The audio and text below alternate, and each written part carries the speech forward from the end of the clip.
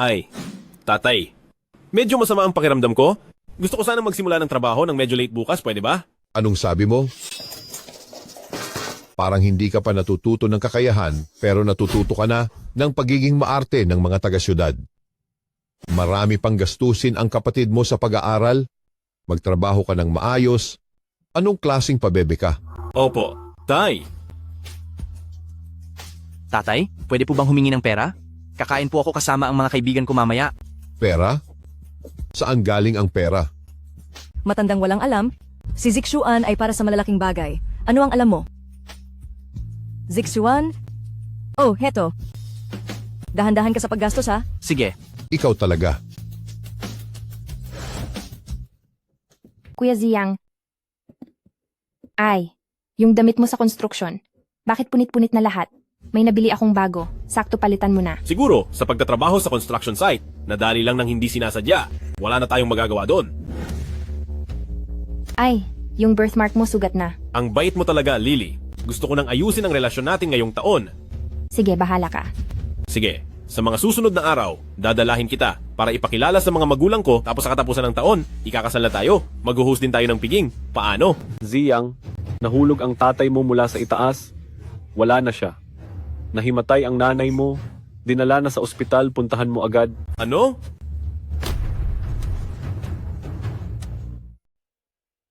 Doktor, Ito ang death certificate ni Hiching Shan at ang diagnosis ni Zhou Yao. Kung walang problema, pumirma ka na at magbayad sa unang palapag. 15 milya ang dami? May breast cancer ang nanay mo. Mabuti na lang at maaga pa. Sa bandang huli, titingnan pa natin ang paggamot niya. Kung patuloy itong lumala, kakailanganin pa ng hindi bababa sa 30 milya. 30 milya? Ito? Hello, kukunin ko sana ang bayad pinsala para sa tatay ko. anong bayad pinsala? Hindi nagsusuot ng safety helmet ang tatay mo sa construction site, nahulog at namatay dahil sa aksidente. Pero nangyari pa rin iyon sa construction site, kaya ang construction site ay dapat. May mukha ka pa bang banggitin yan? Alam mo ba na kapag may namatay sa construction site, mahirap nang ibenta ang bahay? Sasabihin ko sa'yo, palahati ng sweldo mo bawat buwan ang ibigay mo sa akin. Umalis ka! Umalis! Umalis! Umalis! Umalis! Hayop, ang tatay ko na maingat at mahalaga ang buhay. Paano hindi siya magdadala ng safety rope? Dapat kong manatili rito para alamin ang totoo. Half price sa lahat ng items ngayon, Shishi. Welcome to shop, pasok kayo. Matagal na akong sinundan ni Lily at wala pa akong nabibiling regalo para sa kanya.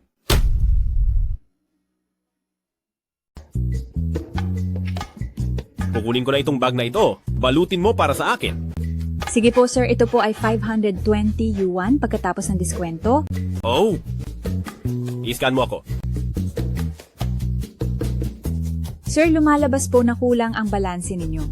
Hindi. Paano mangyayari iyon? Baka may problema ang cellphone mo. Kung ganon, hindi ko muna kukunin. Nasaan ang pera ko? Ang password ko, tanging sina Lily at Zixuan lang ang nakakaalam. Si Lily. May binili ba siya?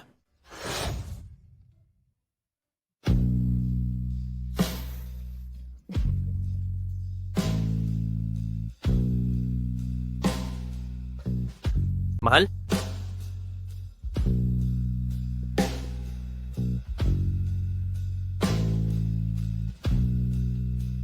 Lily? Ay, Lily. Yung pera ko, ikaw. Ay, bakit ka bumalik? Liu Quan, ikaw na traitor ka. Huwag mong galawin si Kuya Liu. Lily, matagal na tayo magkasama. Manahimik. Nandidiri ako kapag naririnig ko. Sa tingin mo ba, isang tagabuhat ng brick sa construction site, karapat-dapat para sa akin? Ikaw na walang kwenta. Nilalason mo ang kasiyahan ko. Lumayas ka. Huwag ka nang magsayang ng salita sa kanya. Kung sinabi kong umalis ka, umalis ka. Hindi mo ba narinig? Lumayas ka na.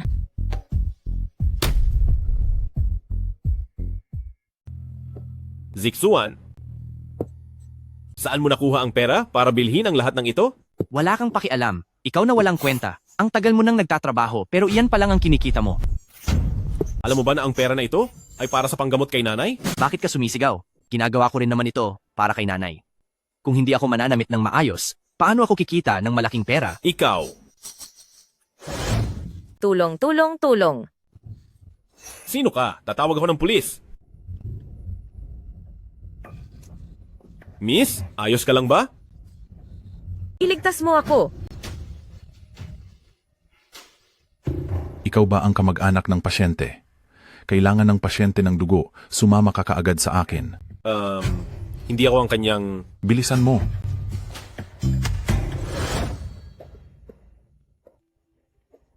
Salamat. Hindi ko akalaing RH negative ka rin.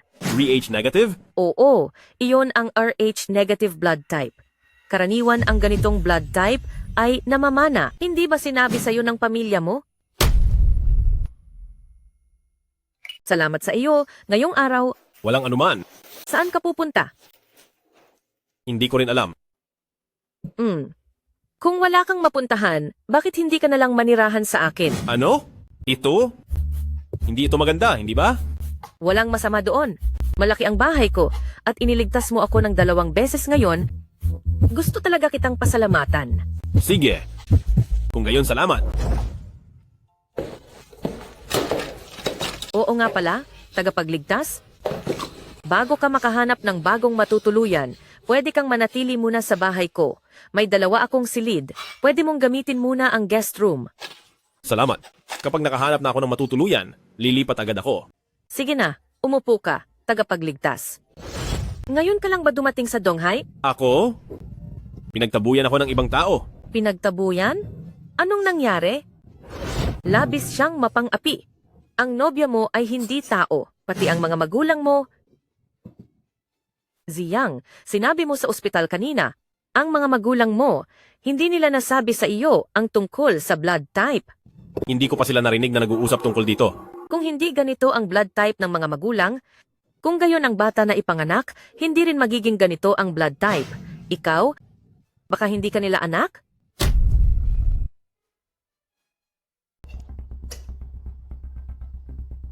Ang sabaw na ito ay masyadong matabang. Sa susunod gusto ko ng sabaw ng inahing manok. Inay! Ako ba? Hindi niyo ba ako tunay na anak? Kakalokohan, sinong gago ang nagsabi niyan sa'yo? Kung ganoon, bakit ako may Rh negative na dugo samantalang kayo ng tatay ay wala? Hindi niyo talaga ako kayang magkaanak ng ganoong blood type? Kayo ba ang kamag-anak ni Zoyao? Ito ang bill, dalhin niyo ito mamaya para magbayad. Inay, tunay man ako o hindi na anak ninyo? Aalagaan ko kayo. Ang gastos sa pagpapagamot, gagawan ko ng paraan. Sandali, sigurado ka ba na aalagaan mo ako? Oo, Umupo ka muna. Dati ay hindi ako magkaanak, kaya binili na lang kita. Hindi ko inakala na sa sumunod na taon ay magkakaroon ako ni Zixuan. Hindi kita ipinanganak, pero pinalaki pa rin kita. Hindi ka pwedeng maging walang utang na loob. Inay, ako? Babayaran ko. Pagkatapos kong magbayad ay babalik na ako sa construction site. Kapag masyado akong natagalan ay maibibilang na absent. Malaki rin ang nagastos ko sa pagpapalaki sa iyo nitong mga nakaraang taon. Nakasulat din ang pangalan mo sa household register. Kailangan mo akong alagaan. Ikaw? Ikaw? Narinig mo ba ako? Bakit ang aga mo yata ngayon umuwi? Bakit ka nakaupo sa sahig? Hindi ako tunay na anak ng nanay ko. Sa loob ng maraming taon, lagi nilang sinasabi na kailangan kong bigyan daan ang nakababata kong kapatid. Kaya ang lahat ng magagandang bagay sa bahay ay laging napupunta kay Zixuan. Kahit noong nakapasa ako sa isang nangungunang universidad, si Zixuan ay nakapasa lang sa isang kolehiyo, pinilit pa rin ako ng tatay ko na huminto sa pag-aaral para tustusan si Zixuan. Ngayon, alam ko na ang lahat ng ito ay dahil hindi ako ang tunay nilang anak. Pinapanood mo akong maging katawa-tawa ngayon. Ayos lang yan. Ano ang plano mo ngayon? Patuloy na magbubuhat ng semento, ano pa bang magagawa ko? Ang bayarin sa ospital ng nanay ko ay wala pa ring solusyon. Ang tuition at panggastos ni Zixuan, kailangan pa ring umasa sa akin. Kung gayon, balak mo bang hanapin ang iyong mga tunay na magulang? Ako ay isang manggagawa lang sa construction. Paano ako magkakaroon ng kakayahang maghanap? Ziyang, tiyak na tutulungan kitang mahanap ang iyong mga tunay na magulang.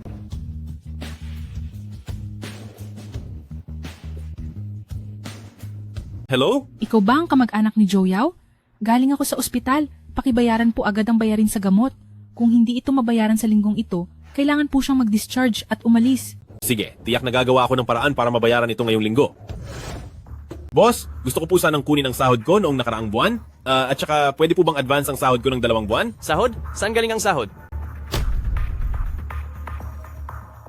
Buwan akong nagtrabaho ng 10 araw? Paano naman ako mawawalan ng sahod? Yung kalahating buong sahod mo ay pambayad na sa utang para naman sa natitirang 3 araw. Dahil sa inistorbo mo, ang aking kasiyahan noon, ituring mo na lang na pambayad sa akin yon. Maaari po bang makakuha ako ng 2 buwang advance? Hindi, ikaw na amoy pawis na manggagawa. Gusto pa ng advance. Umalis ka na. Sige, aalis na. Kaibigan, Usap tayo sa tabi. Ako? Bata, si Hizixuan ang kapatid mo, di ba? Oo. Ang kapatid mo ay umutang sa akin ng 50,000 pesos. Bayaran mo na siya ngayon. Estudyante lang ang kapatid ko. Paano naman siya magkakaroon ng ganito karaming utang? Ano? Gusto mong takasan ng utang? Huwag kang magbayad. Huwag kang magbayad ng pera. Ito ang promissory note na isinulat ng kapatid mo. Nakasulat ito, kahit gusto mong takasan, hindi mo matatakasan. May 1,000 pesos lang sa telepono. Peste. Isang pulubi talaga. Simula ngayong buwan, bawat buwan, magbayad ng 6,000. Kapag naglakas loob kayong hindi magbayad, papatayin ko kayong dalawa. Tara!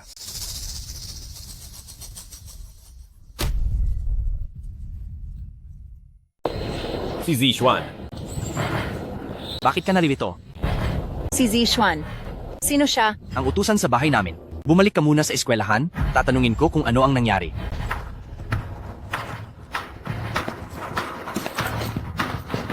Bakit ka nandito, ta? Nangutang ka ba sa loan shark? Ang kaunting perang ibinigay mo, hindi pa sapat para sa pagkain ko. Pinuntahan nila ako ngayon. Sabi nila kung hindi natin mababayaran ng 6,000 sa loob ng isang buwan, ay papatayin nila tayo. E di bayaran mo. Saan ako kukuha ng pera ngayon? Wala na rin akong trabaho. Wala pa rin tayong pera para sa gamot ni nanay, bakit ka? Wala akong pakialam. Basta kailangan mo akong tulungan sa pagbabayad ng pera na ito. Napakasaya kong makisalamuha sa aking mga kaklase. Paano na lang ako makikisama kung wala akong pera? Pakikisama? Pakikisama? Pakikisama? Buhay ang nakataya. Bakit ang hirap mong intindihin? Kasi mahina ka. Wala akong pakialam. Kailangan mong bayaran ito para sa akin. An, sandali lang ha. Ay, Ziyang, nakabalik ka na. Bakit ang dami mong sugat sa katawan? Ay, bilisan mo. Umupo ka. Wala ako. Hindi lang sinasadya, nabangga ako. Mga maliliit na sugat lang. Ay, eto, sino siya? Iliang, ang mayordomo ng Yi Group of Construction. Lolo, ito po si He Ziyang na sinasabi ko sa inyo. Hello, may bilog ka bang marka? Sa dibdib mo? Ah, oo, meron. Pwede ko bang makita?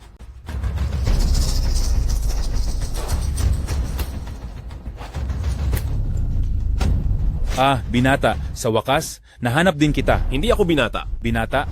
Ikaw ang binata ng Yi Group. Anong binata ng Yi Group? Isa lang akong construction worker. Hindi ako nagkakamali. Signeng, Yiyi ang nagparehistro ng impormasyon mo. At pati itong marka mo, lahat tama. Gusto kong tulungan kang mahanap ang tunay mong magulang, kaya nagparehistro ako sa blood type database. Hindi ka naman siguro magagalit sa akin, di ba? Ah, okay lang. Salamat. Baka nagkamali lang itong matandang Ginoo. Hindi ako nagkakamali. Halika, dadalhin kita sa isang lugar. Halika. Mabuting bata. Sa wakas, bumalik ka na. Lolo, wag po kayong masyadong emosyonal. Baka nagkakamali lang po kayo. Matandang Ginoo, lumabas na ang resulta ng DNA test ng binata. Walang duda, siya ang binata. Sa wakas ay natagpuan na ang Batang Panginoon. Batang Panginoon, bilisan mo at tawagin mo si Lolo. Ako ang Batang Panginoon ng pamilya Yi. Anak, sa wakas ay nakita na kita. Lolo. Lolo? Mabuting bata. Lolo? Nasaan po ang aking mga magulang? Nagkaroon ng aksidente ang iyong mga magulang noon. Wala na sila. Sa dami ng taon, palagi akong naniniwala na buhay ka pa. Talagang nag-iwan ng Diyos ng tagapagmana para sa pamilya Yi. Ziyang, ang bilyon-bilyong ari-arian na ito ay para sa iyo. Lolo, ako ay isang manggagawa lang sa construction site. Ayos lang. Ipapaturo ko sa iyo. Batang Panginoon, basta't handa kang pamahalaan ng pamilya Yi, ang bayarin sa ospital ng iyong inainahan ay hindi na problema. Talaga po? Sa mga nakaraang taon, bagamat hindi sila naging mabuti sa iyo, pinangalagaan ka pa rin nila sa loob ng maraming taon at tinuruan ka ng napakabuti. Lolo, nagpapasalamat sa kanila. Mayordomo,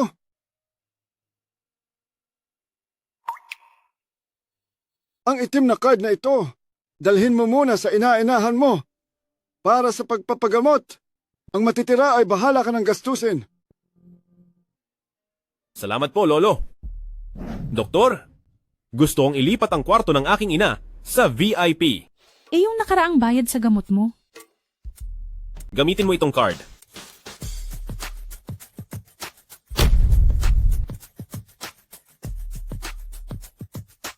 Then, Lahat ng gamot na makakatulong sa pagpapagaling ng aking ina, dapat imported lahat.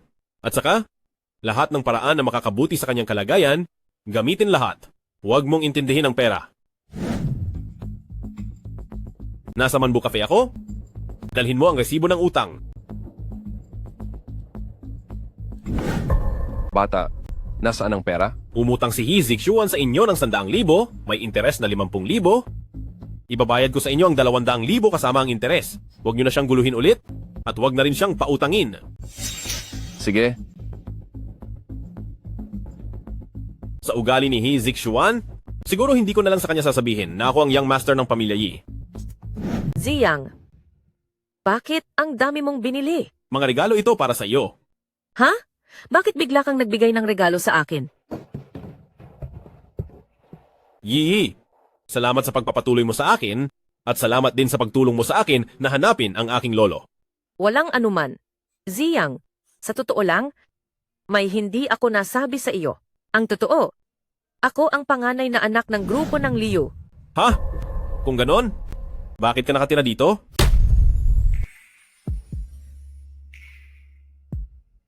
Kung patunayan ang aking sarili, kaya lumipat ako ng tirahan. Sa totoo lang, ang pamilya namin at ang pamilya ay may kasunduan sa kasal. Kasunduan sa kasal? Iyon ay ang kasunduan sa kasal natin.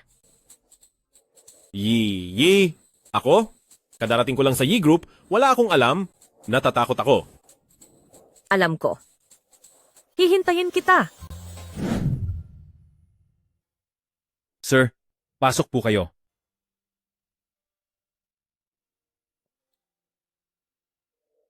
Sir, ito ang gurong inayos ng lolo ninyo para sa inyo, para turuan kayo. Tungkol sa iba't ibang aspeto ng arkitektura, pati na rin ang pamamahala ng negosyo. Magandang araw po, sir. Salamat, katiwala. Ang opisina na ito, sa inyo na ito. Kung may kailangan kayo, tawagan lang ako. Sige. Sir, upo po.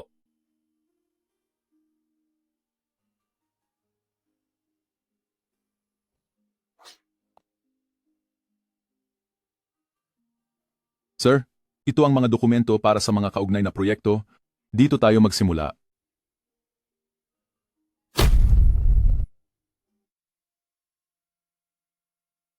Rito, narito ang mga materyales ng proyekto ng kumpanya sa mga nakaraang taon. Pakitingnan. Aba, ito. Hindi ba ito ang proyekto kung saan ako nagbuhat ng bato? Pagbabayad ng kompensasyon sa pagkamatay ni He Qingshan, 500,000. Anong nangyayari dito? Liu Quan? Ang tatay ko ay malinaw na nagbayad ng 500,000 dati.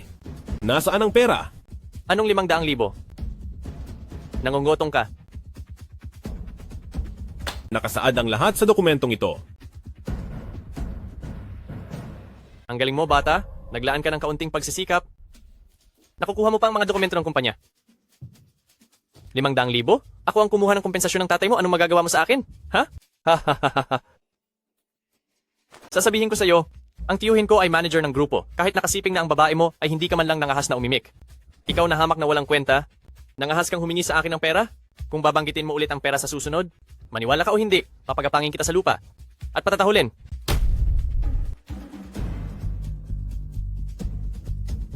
Manager ng grupo.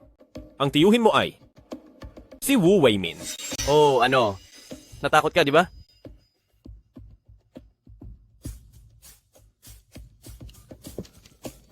Ay, Hello? Ikaw ba si Wu Weimin? Ako si He Ziyang. Hindi maliit ang kakayahan ng pamangkin mong si Liu Quan. Naglakas loob pang takutin ako at papatayin pa raw ako. Sige. Sige.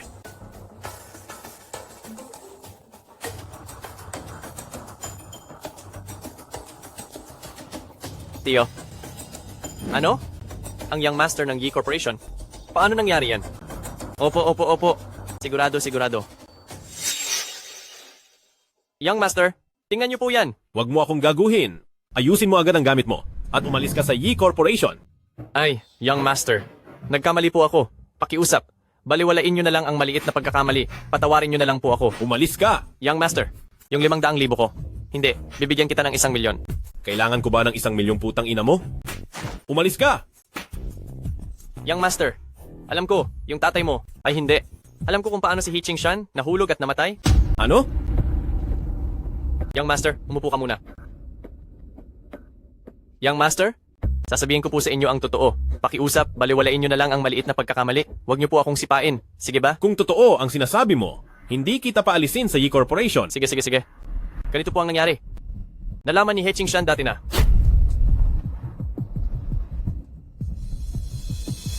Itay na may pagdyadaya sa konstruksyon at hindi nagtagal ay nagkaroon ng aksidente. Sa loob nito, mayroon bang lihim dito? Pumasok ka? Young Master, malapit nang magsimula ang pagpupulong ng Board of Directors ng kumpanya. Pwede na po kayong pumunta. Sige.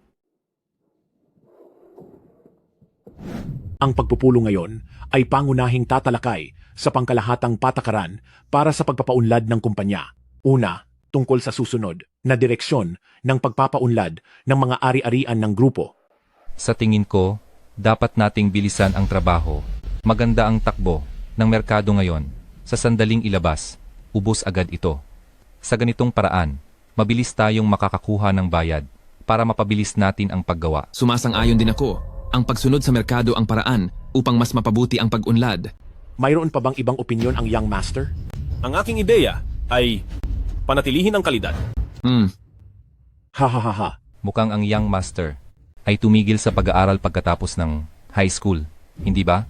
Hindi niya alam kung ano ang ibig sabihin ng pagbabawas ng kalidad para sa mabilis na pagtatapos ng trabaho at ano ang ibig sabihin ng pagpapanatili ng kalidad.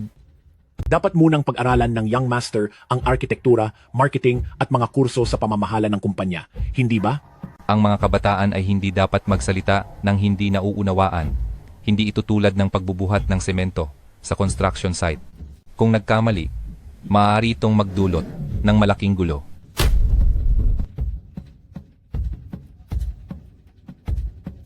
Lahat ng naririto, sino sa atin ang hindi mas marami pang nakita at naranasan kaysa sa iyo? Nag-uusap ang mga nakatatanda. Dapat kang matuto muna. Kung hindi mo naiintindihan, pagkatapos ng pulong, maaari kang makipag-usap sa amin na matatanda. Bakit pinili ng binata ang pagpapanatili ng kalidad? Bakit mo pa itatanong iyan? Una, ang is na ito, ang pamantayan sa ating industriya, ang aming kita, bahagi ng merkado, at kalidad, ang nangunguna sa aming industriya. Sa parehong presyo, karamihan sa mga mamimili ay pipiliin ang mga bahay ng is. Kung ibababa natin ang kalidad upang magmadali, sa panandalian, makakakuha tayo ng panandaliang kita, ngunit sa pangmatagalan, direkta nitong sisirain ang brand at reputasyon ng kumpanya. Sa kabilang banda, napakainit ng merkado ng real estate ngayon at napakataas ng kagustuhan ng lahat na bumili. Sa halip, dagdagan natin ang bilang ng mga dekalidad na bahay. Bahagyang itaas ang presyo pagkatapos sa pamamagitan ng promosyon, iba't ibang ang is sa ibang mga developer ng real estate. Paano ito iba-ibahin? Ang ibang mga developer ay pawang mga construction developer lang, ngunit tayo sa is ay nagbibigay ng tahanan sa mga bibili ng bahay. Kasabay nito, maaari rin tayong maglunsad ng iba't ibang serbisyo sa suporta tulad ng espesyal na serbisyo ng property butler, espesyal na serbisyo sa pagkukumpuni at pagpapanatili, at iba pa. Upang makabuo ng buong kadena ng mataas na kalidad na produkto at serbisyo, ang premium na bahagi, hindi ito dapat mas mababa kaysa sa kita mula sa pagmamadali sa trabaho. Kung titingnan natin ito sa ganitong paraan, ang ating kita ay napapanatili. May iba pa ba kayong puna? Sige, ngayon ay bumoto na tayo.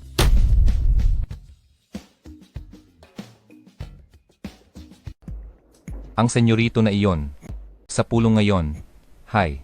Ngayon, medyo marami ang nagsalita sa pulong at marami talaga akong natutunan. Ako, talagang bata pa ako. Kung may mali akong nagawa, umaasa akong maging mapagpasensya kayo. Ay, sobra naman ang pagpapakumbaba mo, senyorito. Sobra ang pagpapakumbaba. Senyorito, ang galing mo talaga. Sa ilang salita, napaniwala mo agad ang mga matatandang iyon. Ako kasi, nagsimula sa ibaba, kaya alam ko ang simpleng pangangailangan ng lahat. Sa madaling salita, ang pakikitungo ng buong puso ay hindi kailanman magiging mali. Opo. Senyorito, talagang namangha ako sa iyo. Pero mamayang hapon dito, may isa pang pulong ng proyekto. Hanggang dito na lang muna ang pulong ngayon. Huli kong idaragdag, ang proyektong Hengsheng na ito ay ang Yishi at Jongda Group ang nagtutulungan sa pagpapaunlad. Kami ang responsable sa konstruksyon. Ang Jongda Group ang responsable sa pondo at iba pang bagay. Kung magiging maayos ang proyektong ito, mayroon pang mas maraming kooperasyon sa pagitan ng dalawang panig sa hinaharap. Ang bonus ng lahat ay tiyak din, hindi bababa. Kaya magsipag kayong lahat. Sige, sige. Senyorito, mayroon pa po ba kayong idaragdag? Isang bagay lang ang sasabihin ko. Ang kalidad ang tatak ng aming Yishi. Kaya kayong lahat. Biglang dumating ang mga tao ng Zhongda sa proyekto. May abiso ba ang Zhongda na pupunta sila sa site ngayon? Wala naman.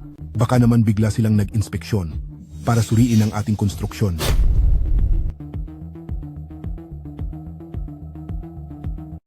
Bakit hindi kayo nagpaalam bago dumating? Hindi ba't may ginagawa lang ako malapit dito, kaya dumaan lang ako para tingnan? Hindi naman siguro ako nakakaistorbo sa inyong trabaho? Napakabait ninyo naman. Katatapos lang po namin ng regular meeting at ipapakilala ko po sa inyo. Ito po ang ginoo ng aming Yi Corporation. Kumusta po, Ginoong Tong? Ikinararangal kong makilala kayo. Manager, may masamang balita.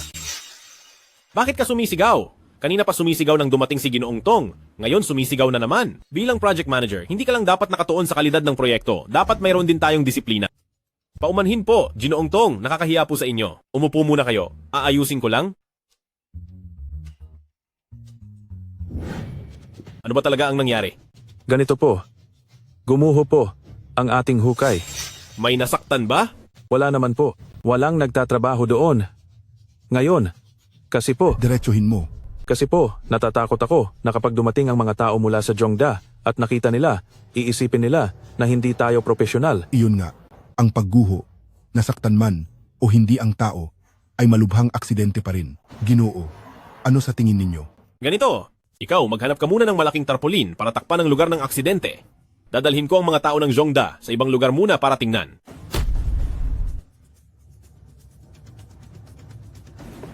Ginoong Tong, magandang araw po. Pasensya na, pinaghintay ko pa kayo. Bihira lang kayo makadalaw, samahan ko kayong maglibot dito. Sige.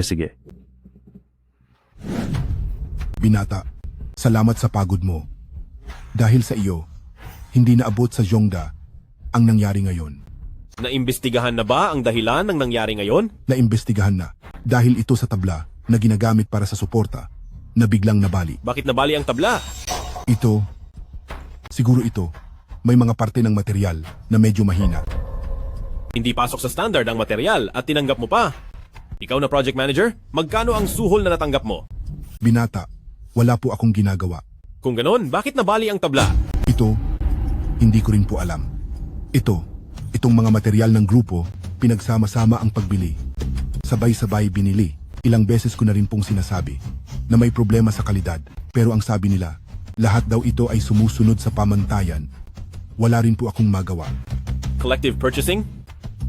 Sino ang may responsibilidad ngayon? Si Wu Weimin, Manager Wu.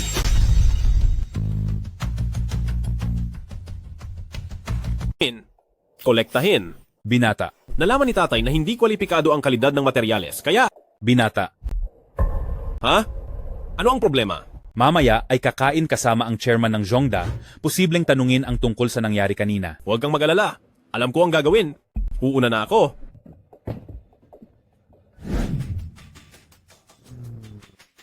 Ang ganda ng kotseng iyon. Wow, ang gwapo ng lalaking bumaba. Ano ang sinasabi ninyo? Mas gwapo ba ako sa kanya? Iyon ay ang Tenghuang Grand Hotel. Ang mga taong kumakain doon ay mayayaman o makapangyarihan. Kilala ko ang taong iyon. Ano ang ipinagmamayabang mo? Ang kotseng iyon ay nagkakahalaga ng hindi bababa sa 7 o 8 milyon. Paano mo makikilala ang taong nagmamaneho ng ganoong klaseng kotse? Halika, tingnan natin. Ikinagagalak kong sabihin, may appointment po ba kayo? Ang lalaking bagong pasok ay kapatid ko. Kapatid? Kapatid, ang lalaking iyon ay ang batang amo ng Yi Group. Ikaw, hanapin mo na lang siya sa panaginip para maging kapatid mo. Paano nangyari? Ang batang amo ng Yi Group?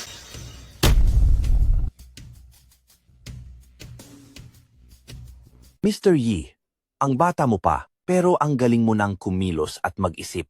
Kamangha-mangha. Salamat po sa pag-aalaga ng mga nakatatanda. Mag-aalay ako ng toast para sa inyo. Sige.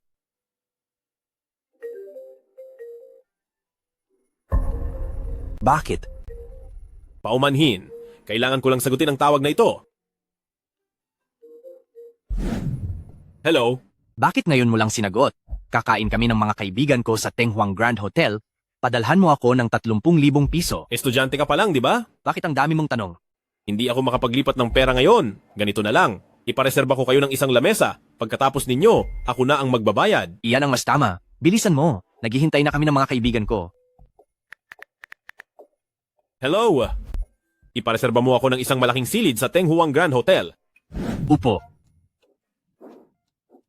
Wow, Kuya Xuan, ang galing mo naman. Oo nga, ang galaw ni Kuya Xuan ay iba talaga. Hindi nyo ba alam kung sino ako? Ngayon, kumain lang kayo ng husto. Ako ang bahala.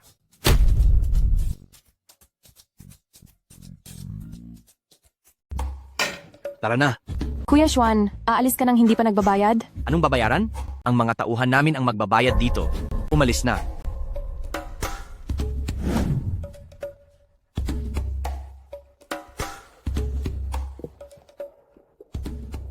Ziyang, paano ka napunta rito? Masyado akong naging abala kamakailan at hindi kita napuntahan. Ngayon lang ako nagkaroon ng libreng oras. Maupo ka muna.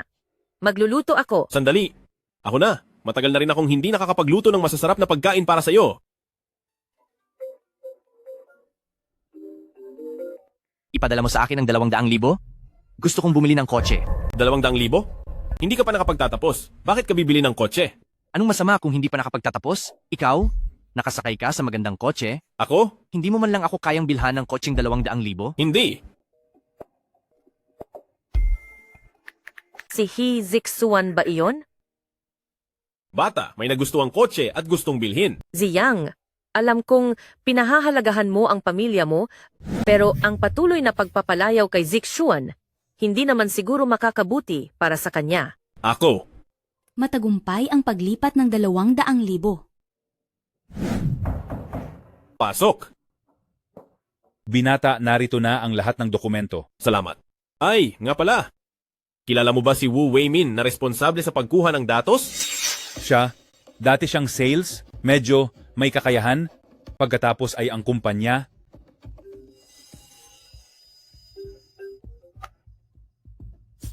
Hello, Zixuan. Anong nangyari? Hindi komportable ang dormitoryo sa eskwelahan? Nakahanap ako ng bahay malapit sa eskwelahan? Ipadala mo sa akin ang 800,000.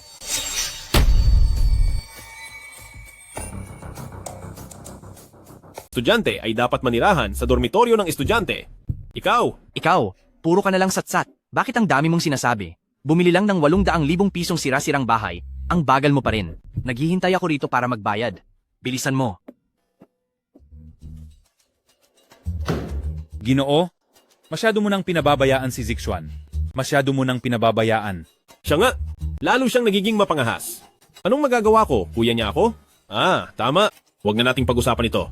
Pagkatapos nito, gusto kong bumisita sa bawat departamento. Nagkaroon ng problema ang materyales ng proyekto natin. May hinala akong may anomalya sa departamento ng pagbili. Sir Yi, may naghahanap po sa inyo. Ang pangalan ay He Zixuan. Zixuan? Papasukin mo siya. Sige po, Sir Yi. Nako. Tingnan ninyo itong malaking bahay. Ang ganda talaga. Nako. Itong sofa, ang komportable talaga. Zixuan, ikaw? Bakit ka narito? Bakit? Hindi ba ako pwedeng pumunta rito? Hindi. Ang panganay na anak ng Yi Group. Ang galing mong magtago. Dumating ako rito ngayon para ipaalam sa iyo. Gusto ko rin ng share sa Yi Group. Zixuan, ano ba ang iniisip mo? Ang shares ng Yi Group? Nasa lolo pa. Bukod pa rito, hindi mo pwedeng umasa sa akin habang buhay? Kailangan mong umasa sa sarili mo? Bakit? Sige. Kung iyan ang gusto mo, hindi na kita bibigyan kahit isang kusing. Kaya, ano ang gusto mong mangyari? Hahanapan kita ng trabaho at galingan mo. Sige na nga.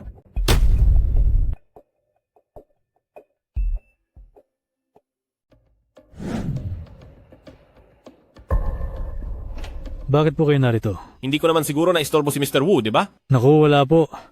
Bilisan nyo. Maupo po. Ngayon, mayroon niya talagang isang mahirap na bagay na kailangan ko pong abalahin si Mr. Wu. Masyado po kayong formal. Kung ano man ang kailangan nyo, Sabihin nyo lang, gagawin ko po ito. Ang Department ng Procurement ay maraming trabaho at marami ring matututunan. Itong batang ito ay bagong graduate ngayong taon. Gustong magtrabaho sa procurement? Tingnan nyo, anong posisyon kaya ang pwedeng ibigay ni Mr. Wu? Ito. Bakit? May problema? Haha, hindi naman ganun kalaki ang problema. Tulad ng sinabi nyo kanina, ang procurement, maraming maliliit na bagay. Komplikado ang proseso. Kung hindi magsisimula sa baba, baka mahirapan siyang gawin ng maayos. Di ba? Tingnan nyo. Kayo na ang bahala sa arrangement nito. Ang pagsisimula sa baba ay para rin sa kanyang pagsubok. Kung wala namang komento si Mr. Wu, dadalhin ko na muna siya sa Human Resources Department para asikasuhin ang kanyang papeles sa pagpasok. Ay, sige. Mabuti. Young Master, ito ang nakolektang impormasyon ng procurement, inilagay ko na po rito. Sige. Pero, balita ko yung kapatid na ipinakilala nyo, nagtatrabaho na sa procurement? Oo. Ito, Young Master, yung department ng procurement na inimbestigahan kamakailan, kumalat na ang balita. Ngayon na nagpasok kayo ng tao, hindi kaya ito ay maging hudyat sa kanila? Ako, gusto ko lang silang gulatin.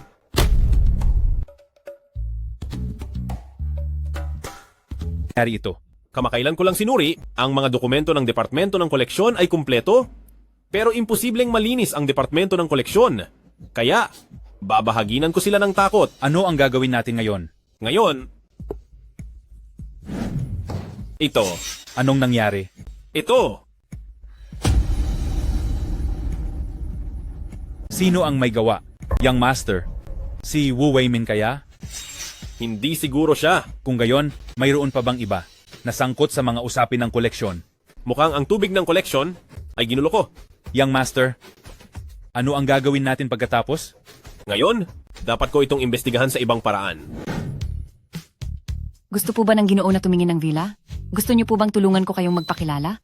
Sige. Oh, isang amoy construction worker. Pinapakita mo pa rin sa kanya ang bahay. Napakakatuwa. Bakit ikaw yan? Sino ito, mahal? Isang construction worker. Nakakasuka tingnan. Paano ninyo ito pinamamahalaan? Palayasin niyo siya.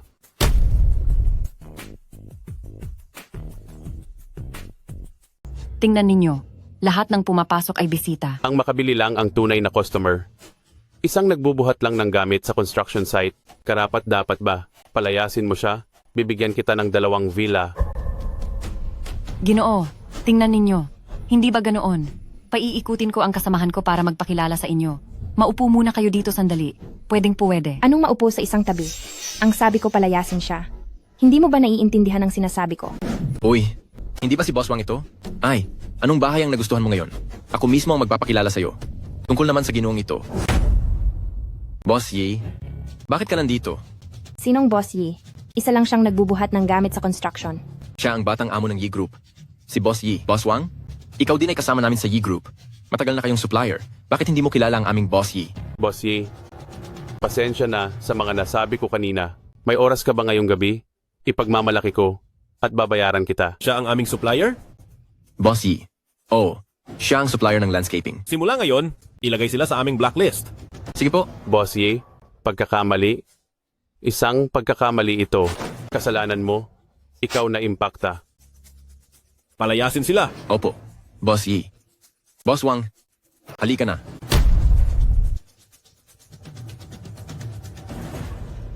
Lan, bakit po kayo narito ngayon? Wala lang. Tinitingnan ko lang. Ay, teka. Itong proyekto natin ngayon, kumusta ang bentahan? Nako, sobrang init. Sige, kamahalan. Gusto niyo bang tingnan ang aming model unit? Sige. Dito po, kamahalan. Kamahalan, tingnan niyo po.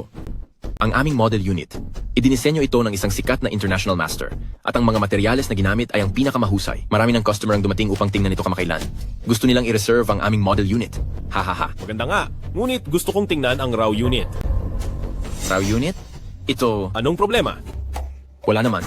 Ang ibig kong sabihin, ang raw unit, marumi at pangit ang paligid doon. Ikaw, kamahalan, pupunta doon. Ito? Ayos lang. Hindi mo naman siguro iniisip na hindi pa ako nakapunta sa construction site, di ba? Ay, hindi. Hindi. Dito na po kayo.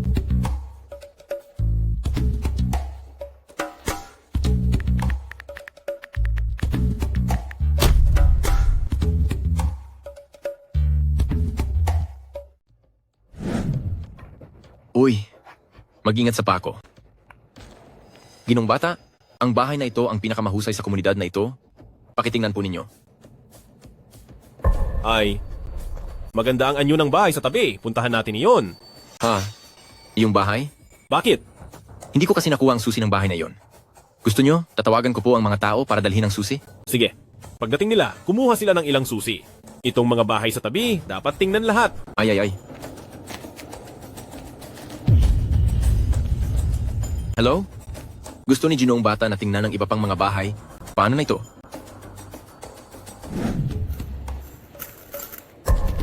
Ngayon lang kayo dumating, napakatagal na naghintay ni Ginoong Bata. Oo. Nagkasakit ang nag-aalaga ng mga susi ngayon, kaya nagkaantala ng kaunti. Naaalala ko, hindi pa naman tumitigil ang konstruksyon ng proyekto na ito. Hindi pa rin makita ang mga susi. Hindi kaya. Tumigil ang trabaho ngayon? Ginoong Bata, nandito na po ang susi. Ganun na lang, sa loob tayo mag-usap. Itong bakal? Ginoong Bata, lahat po ito ay bilhin namin sa pambansang pamantayan. Talaga? Ang bakal na ito ay mukhang may kalawang na. Maraming ulan kamakailan. Hindi lang sapat ang pag-iingat. Sa susunod, ayusin namin ito. Tiyak na ayusin namin ito.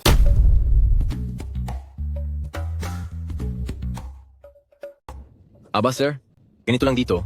Magkakatulad lang at marumi rin. Hindi kaya tayo ay... Ayos lang. Tingnan pa natin. Tara!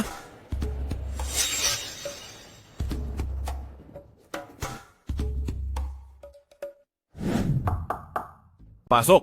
Sir, hindi ka pa pala umuuwi? Ngayong araw kasi, pumunta ako sa Longxi Villa. Maraming problema doon. Problema? Hindi ba maganda ang pre-selling situation ng proyektong ito? Tama ka? Maganda nga ang benta nila, pero tiningnan ko ang Berryshell apartment ngayon. At ang manager ng departamento at project manager nila, pinapatagal lang ang oras ko. Ayaw nila akong masyadong tumingin. Hindi pinayagang tumingin? Oo. Sa nakikita ko sa kasalukuyan, ang mga bakal na yan, hindi talaga ang national standard na sinasabi nila. At saka, ang mga materyales na ginamit sa mga nakatagong bahagi ay may problema rin talaga.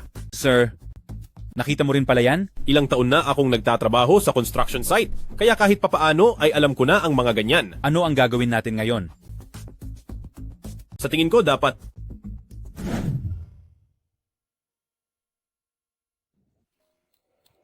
Yiyi? Salamat sa pagsama mo sa akin para dalawin si Lolo ngayon. Dapat ko lang gawin yan. Yiyi, hintayin mo pa ako. May nalaman ako sa kumpanya kamakailan. Kapag naayos na yan, tayo ay... Hello, Zixuan. Kuya, may nagustuhan akong sports car. Samahan mo akong magbayad, please. Hindi ba bagong palit mo lang? Ang dati mong kotse?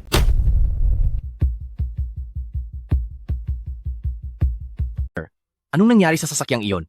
At kaarawan ko pa ngayon. Sinenda na kita ng lokasyon ko. Halika na't bayaran mo. Ako. Anong nangyari? Gusto ni Zixuan ng sports car? Gusto niyang bilhin ko para sa kanya. Ziyang? Alam ko ang ibig mong sabihin, pero kaarawan ni Zixuan ngayon. Kuya, nandito ka.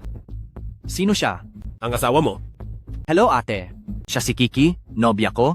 Kuya, ipapakita ko sa iyo ang pinili kong kotse. Hindi ba ang gwapo? 1,200,000 lang. 1,200,000? Hindi, kuya. Kapatid mo ako. Kung mas mura pa, hindi ba nakakahiya sa iyo? Zixuan? Anong kahihiyan? Ibig mong sabihin hindi ako karapat-dapat? Hindi iyon ang ibig kong sabihin. Ako, ano ba ang ibig mong sabihin?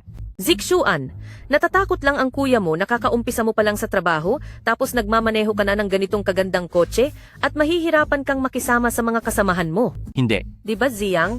Gusto lang ng kuya mo na mapabuti ka. Ay naku, sige na, sige na. Kaarawan ni Zixuan ngayon, maghanap tayo ng lugar para ipagdiwang. Sige, edi doon tayo sa Sanhaw Hotel. Ang tagal mo nang nangako na dadalhin mo ako doon. Walang problema. Sanhaw lang pala. Nandyan naman ang kuya ko. Di ba, kuya?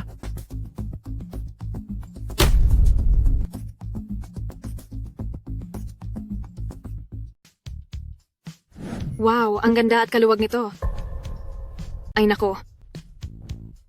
Salamat, Kuya Ziyang. Chichi, bakit ang lampa mo? Hindi ka ba nasaktan? Sige na, pumasok ka na. Ang lahat ng ito ay aming specialty dishes. Tingnan niyo po. Hindi na kailangan tingnan? Bigyan mo ako ng isa sa bawat isa. Hindi naman ako kapos sa pera. Sige po. At ang mga inumin po. Ay, wag na lang ang alak. Ay, paano naman magkakaroon ng kainan kung walang alak? Kaarawan ko ngayon, tayo'y magpakabusog sa inuman hanggang sa dulo. Ilabas mo lahat ng pula, beer, at puti. Zixuan, hindi na kailangan. Bakit naman hindi kailangan? Kuya, ngayon, kailangan mo akong sundin. Kuya, kaarawan ko ngayon, masaya ako, pero may isang bagay ngayon na kailangan mong pagbigyan. Ano iyon? Sabihin mo? Noong buhay pa si tatay, tayong pamilya ay siksikan sa lumang basement na iyon. Ngayon ay nakatira ka na sa malaking mansyon. Ngayon, ano man ang mangyari, gusto kong tumira sa iyong mansyon ng isang gabi. Kung gusto mong tumira, kahit kailan ka pwedeng pumunta. Ang bahay ng kuya ay bahay mo rin. Mabuting kuya, mag-inuman tayo.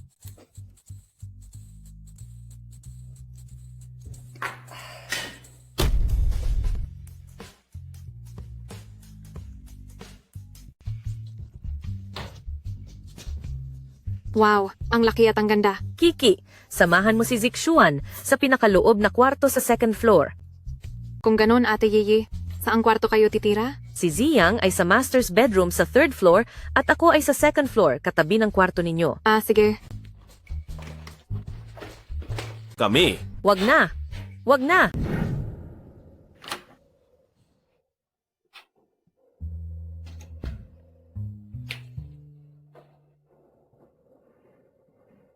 Kuya Ziyang. Kuya Ziyang, kapin mo naman ako. Bakit ikaw? Gusto kita. Aray, anong ginagawa mo? Hindi ba dapat ako ang nagtatanong yan sa'yo? Ikaw ang babae ni Zixuan? Bakit ka umakyat sa kama ko? Wala namang kwenta si Hizixuan. Ngayon, nayakap at nahawakan mo na ako, gusto mong magkunwari na walang nangyari? Hindi pwede. Anong kababalaghan ang pinagsasabi mo? Aray, may nang-aabuso? Tulungan niyo ako. Ikaw. Saklolo? Kiki, anong nangyayari sa'yo? Ziyang,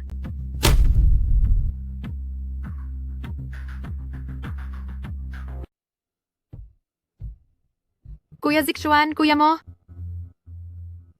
Hiziyang, simula nang bumalik ka sa pamilya ng Yi, hindi mo na ako iginalang. Ngayon pati ang babae ko ay naglakas loob kang hawakan. Tao ka pa ba, ha? Kuya Zixuan, umalis na tayo, huwag na nating patulan ang ganyang walang puso. Tigilan mo. Bobo ka ba? Ikaw ang gago. Kung hindi ka bobo, paano ka maloloko ng ganito ng babaeng ito? Niloko? Nasa kwarto mo na nga ang babae, tapos sasabihin mo pa? Bobo, ito ang kwarto ko. Napakarami ko nang nainom, hindi na ako makatayo. Aakyat ako sa ikalawang palapag para buhatin siya sa kwarto ko. May utak ka ba? Ikaw na malandi. Naglakas loob kang akitin ng kuya ko. Kuya Zixuan, pakinggan mo ako. Hindi yan ang iniisip mo. Ah, gising na kayo? Masakit pa rin ba ang ulo mo? Naghanda ako ng almusal. Ay, tama. Nasaan pala sila Zixuan? Umalis na sila Zixuan kaninang madaling araw. Sa ugali ni Zixuan.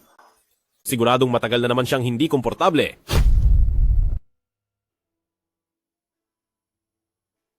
Lolo, mukha po kayong masigla kamakailan. Ha. Siyempre naman. Ngayon, may apo na rin ako. Hindi ko lang alam. Kailan ako makakapagpakalong ng apo sa tuhod? Ahahaha. Lolo, gusto ko? Pakainin si Yiyi. Ziyang, nasaan ka na ngayon? Ako, nandito ako sa bahay ni Lolo ngayon. Sige, pupunta ako dyan kaagad. May mahalaga akong sasabihin. Magandang araw po, Lolo. Yi, bakit ka nagmamadali? Lolo, Ziyang, may malaking problema. May isang tao na patago, bumibili ng mga shares ng ating dalawang kumpanya. Bumibili ng shares? Sigurado ka ba? Oo. Matagal ko nang inimbestigahan ito, pero huli na. Anong huli na? Ang taong misteryoso na ito ay may hawak ng shares ng ating dalawang kumpanya na halos 40% na. Paano nangyari na ganoon kadami? Ang porsyento na ito, sa totoo lang, ay kaya ng kontrolin ang ating dalawang kumpanya. Paano naman nangyari iyon? Tama ang sinasabi ni Yi. Noon, ako at ang matandang lalaki ng pamilya Liu para mapalago ang negosyo.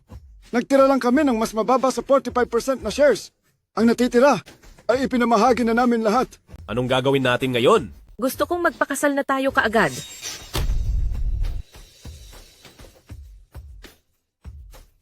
Yiyi, sa tingin ko, hindi pa ako karapat-dapat para sa iyo ngayon. Ziyang, nauunawaan ko, ngunit emergency ang sitwasyon ngayon. May kinalaman ba ang emergency na ito sa kasal? Oo, mayroon. Dati, nagkaayos ang ating mga pamilya para magpakasal kayong dalawa. Noon, may iba pang negosyo. Upang masiguro ang kasalang ito, ang bawat pamilya ay nagbigay ng 15% ng shares ng kanilang pamilya sa isa't isa. Ziyang, noon ay may pinirmahan tayong kasunduan. Kung magpapakasal lang tayong dalawa, ang 15% ng shares na ito ay maaaring ilipat ang pagmamay-ari. Ibig mong sabihin, kapag kinasal tayo, ibabalik ang bawat 15% ng shares? Oo. Kung ganoon, ang shares na hawak nating dalawa ay lalampas na sa 50%, kaya hindi na tayo matatakot. Ha ha ha! Magaling! Sa ganoon, makayakap na ako ng apo sa tuhod ng maaga. Lolo, Pinaghirapan mo ito. Kasalanan ko dahil pinatagal ko. Hindi ako nag-propose sa iyo. Sa totoo lang ako talaga. Ziyang, alam mong hindi ko iniisip ang mga iyon. Pero iniisip ko, dapat gawin ito ng isang lalaki. Ipangako ko sa iyo, bibigyan kita ng pinakamalaking kasal. Ziyang, basta maayos tayong dalawa, masaya na ako. Sige, may gusto akong pag-usapan sa iyo.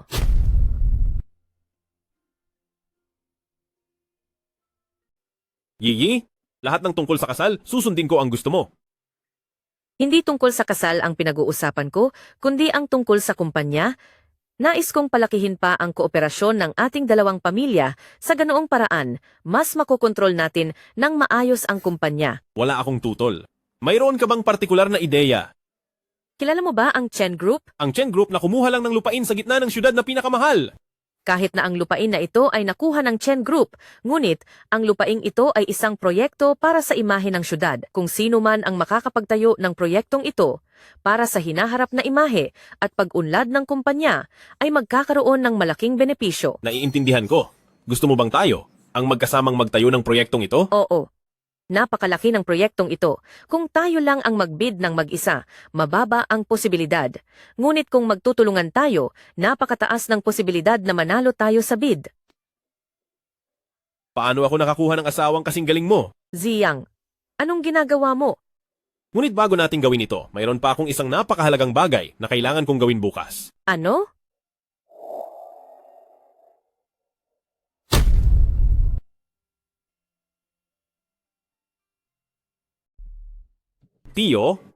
Tia, ngayon, ako ay narito para sa kasal namin ni Iyi. Matagal ka nang kinilala ulit ng pamilya, Yi. Bakit ngayon mo lang sinasabi ito? Itay. Tiyo, tungkol sa bagay na ito, totoong mali ang ginawa ko. Dati, palagi kong iniisip na hindi ako karapat-dapat kay Iyi. Gusto ko lang gumawa ng ilang tagumpay. Hindi ko inaasahan. Sa huli, si Iyi pa rin ang nagbanggit nito. Iyon ba ang dapat gawin? Ano ang mga plano mo ngayon?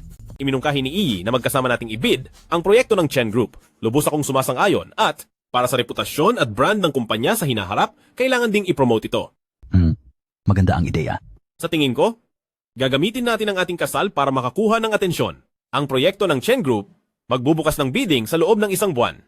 Sa tingin ko, itatalaga na natin ang kasal sa araw ng bidding. Sa panahong iyon, sa kasal, sabay nating iaanunsyo ang balita na tayo ang nanalo. Sa gayoy, ang mga makapangyarihang tao sa lungsod na ito ay naroon lahat. Bukod pa rito, dapat maganda ang epekto ng promotion. Yun nga lang, sa ganitong paraan, natatakot ako na masyadong maaga ang panahon. Baka maapi si Iyi. Ano sa tingin nyo? Ano ang aapi-apihin doon? 1 buwan, sapat na para magkaroon kayo ng isang marangyang kasal.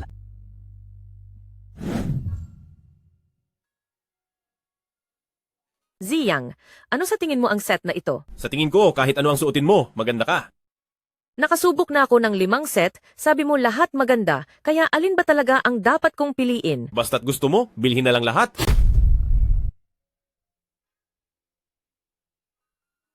Lahat? Ito pa naman ang pangunahing pangkasal. Gusto mo ba ako? Sa oras na iyon sa mismong lugar, magpalit lang ng damit at maglaro? Ayos lang, kahit hindi mo suotin sa mismong araw. Basta gusto mo, bilhin na lang lahat. Isabit sa bahay para lang tingnan. Sino ba naman ang katulad mo?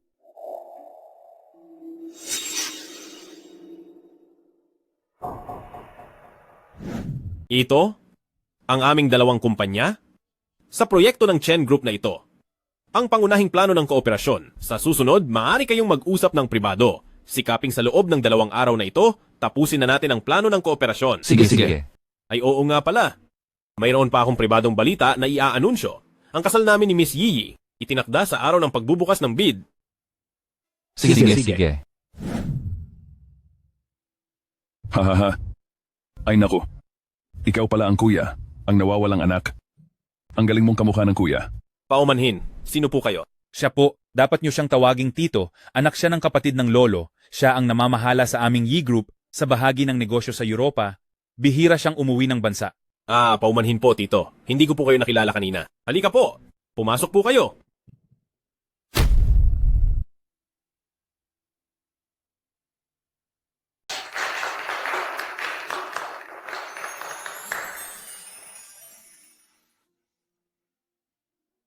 Ngayon ay ipagkakaloob ko sa iyo ang aking anak na babae.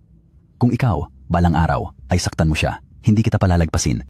Tiyo, huwag po kayong mag-alala. Kung si Iyi ay umiyak kahit isang patak ng luha, maaari niyo po akong bugbugin anumang oras. Ngayon, dumako na tayo sa pinakakapanabik na bahagi ng gabing ito. Iye, pakakasalan mo ba ako? Hindi ako pumapayag. Miss, kayo. Chen Lily, pag-usapan natin ito pagkatapos na lang. Pagkatapos na lang, kung pagkatapos na lang, ang anak sa aking tiyan ay mawawalan na ng ama. Ano ba talaga ang gusto mong gawin? Ano ang gusto kong gawin? Makita niyo lang lahat. Itong lalaking ito, ang nagpalaki ng aking tiyan, pero ayaw panagutan. Ikaw? At ikaw? Kayong mga mayayamang dalaga, ganito ba kayo kumuha ng kasintahan ng iba?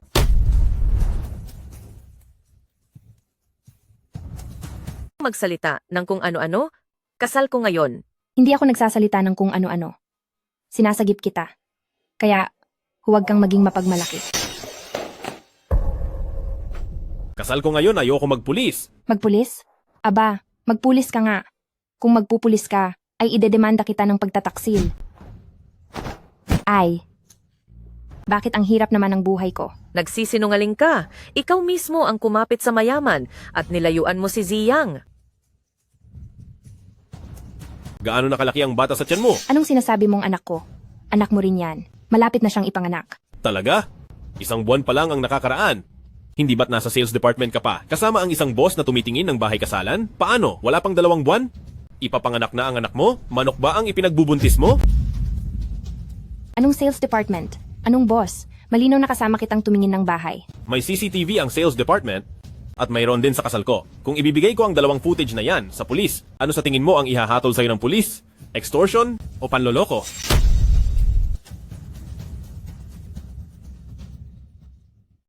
Ang sakit ng tiyan ko. Parang manganganak na ako. Kailangan kong magmadali sa ospital. Mga minamahal, ngayon ang araw ng kasal namin ni Miss Yi. Nagkaroon kami ng kaunting aberya. Nagpapasalamat din ako sa tiwala ni Yi. At salamat sa inyong lahat sa pagdalo. Bukod pa rito, may isa pa akong malaking bagay na nais kong ipahayag sa inyong lahat. Ibig bang sabihin ay dobleng kagalakan ngayon? Ang aming He Group at Liu Group mula ngayon magkakaroon ng ganap na magkasamang kooperasyon. Ngayon, ang proyekto rin ng aming 2 grupo, ang unang pakikipagtulungan ay ang araw ng pagbubukas ng bidding. Bago matapos ang kasal, umaasa akong makarinig ng magandang balita sa bidding. Hindi po maganda, Young Master. Young Master, sinabi ni Mr. Wu, ang proyekto ng Chen Group ay nabigo sa bidding. Sabi nila, nakipagsabuatan daw tayo sa iba, kaya ngayon ay nabigo na sa bidding. At ang Chen Group, isinama ang ating 2 kumpanya sa blacklist, hindi na pinapayagan mag-bid. Mr. Wu, sinasadya ba ni Wu Weimin na ipagkalat ang ganitong bagay? Sa lahat? Mayroon ba siyang reklamo sa kumpanya?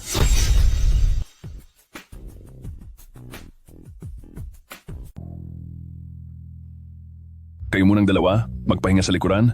Ako na ang bahala dito.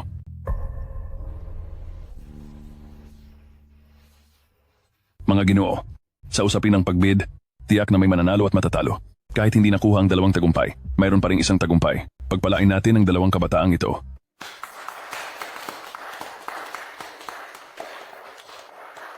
Tio Yi, maraming salamat po sa tulong ninyo ngayon. Ano bang pinagsasabi mo? Tungkulin ko namang gawin iyon. Ziyang, ngayon ano ang plano mo? Sisikapin ko munang alamin ang sitwasyon mula kay Chen. Kung ako'y mapaghihinalaan ng pagkakasabwat sa bid, magiging malaking gulo iyon. Sige, kung may kailangan ka, tawagan mo lang ako. Ziyang, Si Chen Lily ay naroon kanina. Pakiramdam ko may kakaiba. Naku, ganoon din ako. Sa pagkakaalam ko sa kanya, siya ay umaabuso sa mahina at natatakot sa malakas at mas pinipili ang mayaman. Sa palagay ko, kung talagang gusto niya, may balak siya pero walang tapang. Pero siya ay nagpakita sa mismong lugar at nagbigay ng isang napakapangit na kasinungalingan. Si Wu Weimin, parang gusto niyang malaman ng lahat. Wu Weimin? Wala pa akong ideya sa koleksyon. Tapos lumitaw na naman siya. Ziyang. Huwag kang matakot. Nandito ako.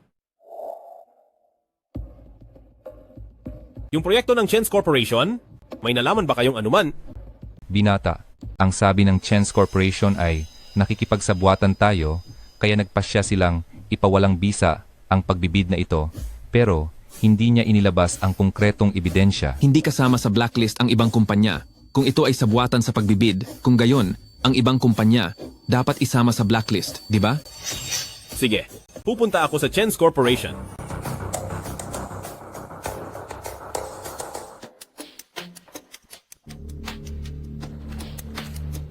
Hello, nagmi-meeting ang aming boss. Pakihintay lang po. Sandali.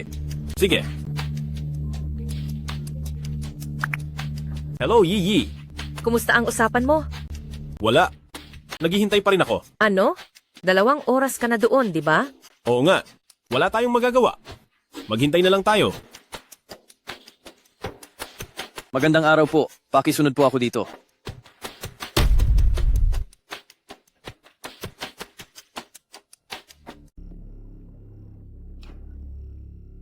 Ginoong Chen, magandang araw po. Ziyang? Yan pa rin ba ang pangalan mo dati? Opo. Sinundan ko ang apelyido ng aking mga foster parents noon, pero ibinalik ko na sa apelyidong Yi ngayon. Ikaw lang pala ang nag-iisang anak ng lumang pamilya Yi. Kilala niyo po ba ang aking ama? Oo. Medyo kilala ko siya. Kung gayon, huwag mong subukang kumapit. Kilala ko siya. Hindi kita kilala. Lalo na, ikaw na isang manggagawa sa construction site na hindi man lang nakatungtong ng disenteng universidad. Ginoong Chen, ang sinasabi mo ay hindi ko maintindihan. Hindi maintindihan? Umuwi ka at magbasa ka pa ng ilang libro. Mukhang, Ginoong Chen, may galit kayo sa akin. Hindi po ba? Hindi naman galit. Hindi ka pa karapat-dapat. Kung ganoon, sasabihin ko na ng diretsahan. Bakit ninyong Chen Group ay siniraan ninyo? Kami ng Liu Group at Yi Group na sangkot sa bidding collusion? Hindi mo na kailangang magtanong, hindi ko sasabihin. Sa kamay mo ang Yi Group, malapit nang bumagsak. Kung ako ikaw, maghahanap ako ng may kakayahang pamahalaan nito para sa katapusan ng taon ay makakuha ka pa ng dibidendo at mas maging disente ang pamumuhay mo. Hoy! Papasukin ang mga bisita palabas.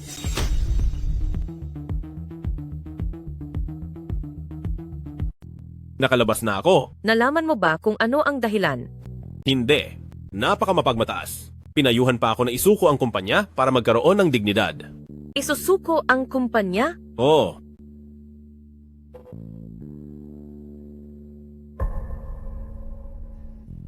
Paano siya napunta rito? Tito Liang, ang pangalawang tiyuhin ko? Kilala mo ba siya? Noong bata pa siya, hindi kayo magkatugma ng ideya ng tatay mo.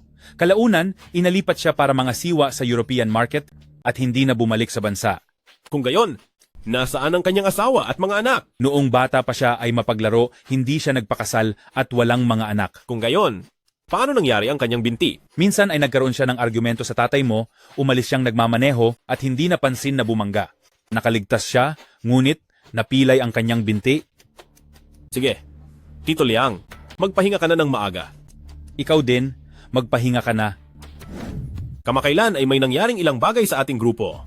Pero naniniwala ako na panandalian lamang ang mga pagsubok na ito. Ang Yi Group ngayon sa buong sirkulo ay naging katawa-tawa na.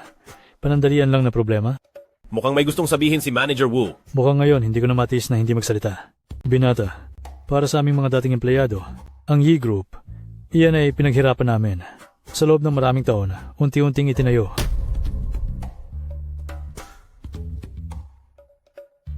Dating mo pa lang dito, sinira mo na ang centralized procurement. Tapos sinabi mo pang substandard ng construction at pinagsalitaan mo pa kami ng rigging. Hindi mo naiintindihan. Baka hindi mo alam. Ang ginagawa mo sa isang kumpanyang tulad namin ay lubhang nakakapinsala. Oo nga, tama. So ang ibig sabihin mo, Mr. Wu, sinira ko ang Yi Group? Nasa puso ng tao ang katarungan. Sino ang gusto mong irepresenta? Ang Yi Group ay sa binata naman talaga. Natural lang na gusto niyang maging magaling. Ang mga kabataan ay masigla.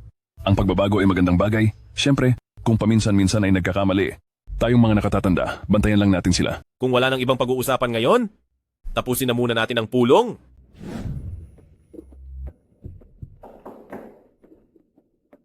Yeye, bakit ka nandito? Naglalakad lang kami ng kaibigan ko malapit dito, sinadya kong bisitahin ka.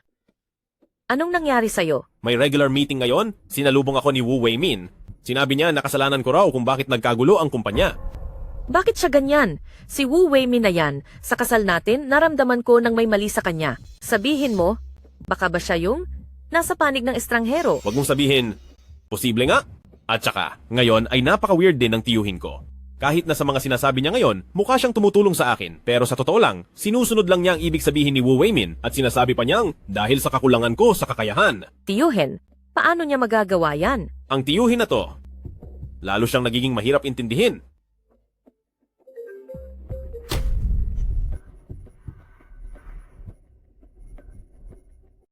Hello?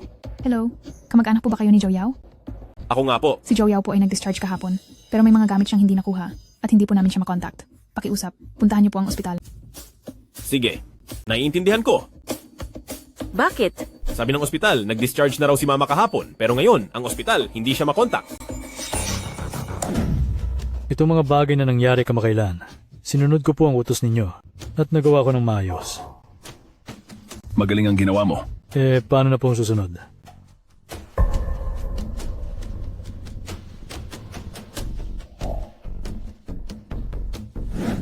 Hello, Zixuan. Nandyan ba talaga si mama sa iyo? Hindi. Wala naman siya rito. Hello, Zixuan. Zixuan, Siguro ay binlock ka niya. ano ba ang nangyayari sa kanya? Ziyang. Sa totoo lang, ikaw at si Zixuan ay matagal nang hindi magkapareho ng mundo. Yeye. Pinayuhan na kita noon na huwag masyadong bigyan ng kaluwagan si He Zixuan. Kausap ko kanina ang isang kaibigan at inalam ko ang sitwasyon. Dapat mong malaman, ang ganitong pagmamanipula sa bidding kung malala ay may pananagutan sa batas. Kaimposibleng walang kahit anong ebidensya.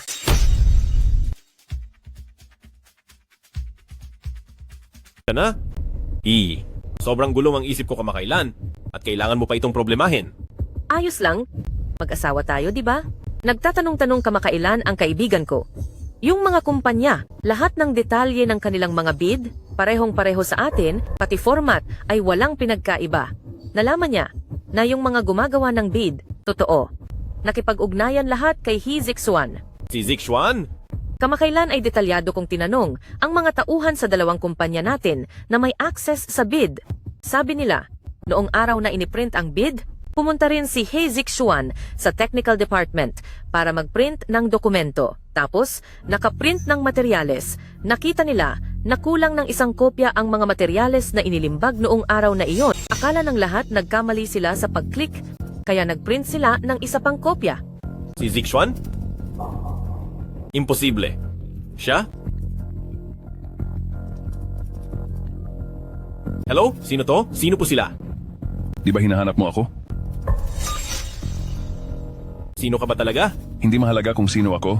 Ang mahalaga ay kailangan mo lang malaman kung hindi dadalhin sa ospital ang nanay mo para magpagamot, mamamatay siya. Nasaan ang nanay ko? Ganyan ka sa isang walang pera na inainahan. Ikaw at ang namayapa mong tatay, magkatulad na magkatulad talaga. Sino ka ba talaga? Hahaha. Ang shares ninyo at ng pamilyang Liu, hindi pa naiproseso ang pagbabago sa negosyo, di ba? Ang bahaging ito na balak ninyong palitan, ilipat mo sa akin. Sige, pumapayag ako. Paano ito gagawin?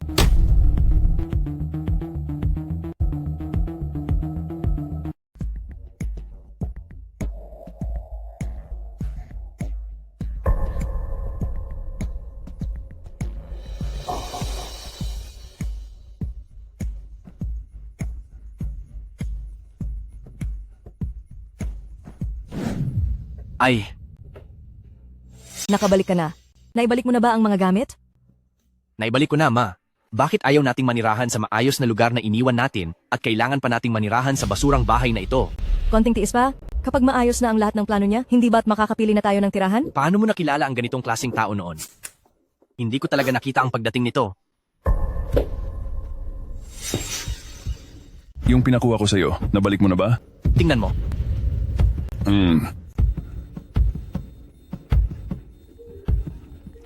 Sino? Hoy, nakuha mo na ba ang gamit? Nasaan ang nanay ko? Ikaw bata ka, napakagaling mong maglinlang sa akin. Isang set ng dokumento, pero sadyang may nawawalang isang pahina ng authorization letter. Hemp.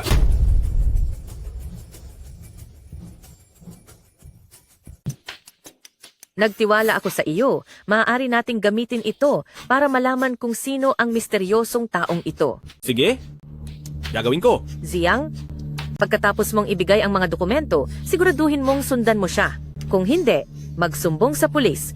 Huwag na huwag mong bigyan siya ng oras para kumpirmahin ang mga dokumento. Hindi ako ang naghanda ng mga materyales. Baka... Palusot. Kung hindi ko yan makuha bukas, maghanda kang ilibing ang nanay mo.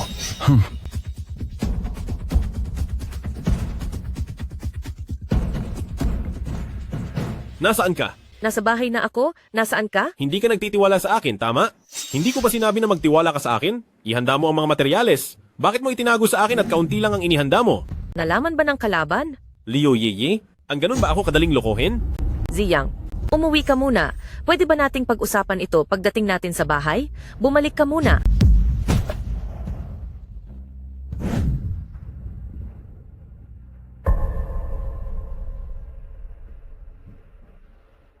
Ziyang. Yiyi, paumanhin? Sinigawan kita. Ziyang. Yiyi, ikaw ang tama. Ako lang ang masyadong pabigla-bigla. Ziyang, ikaw ay madamdamin. Masyadong madamdamin? Anong silbi ng pagiging madamdamin?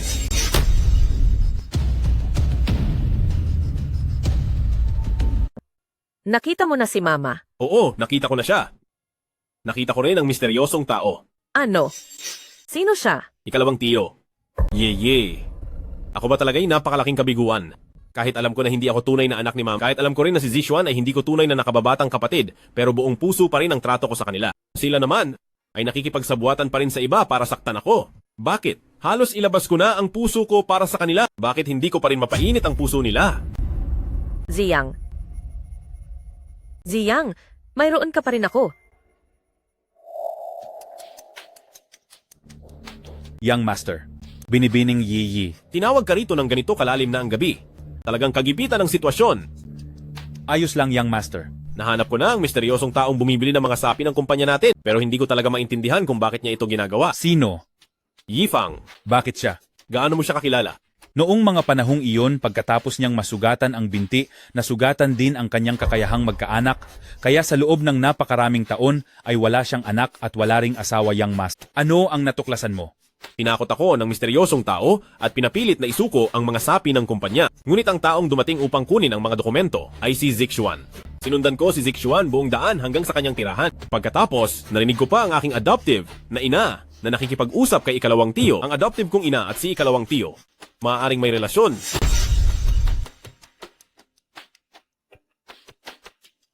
Ito ng Chen Corporation ay hindi natuloy.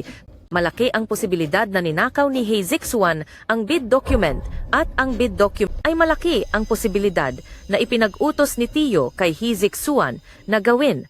Siya, si Yifang, pagkatapos ng lahat, siya at isang asawang nagtatrabaho sa konstruksyon? Kung hindi ko lang nakita ng personal ngayon, hindi ko rin maiisip na may connection silang dalawa. Subukan nating imbestigahan ayon dito, tingnan natin kung may iba pang nakatagong katotohanan.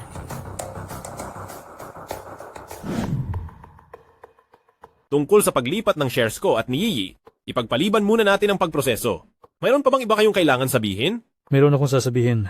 Hindi ko alam kung nararapat bang sabihin ko.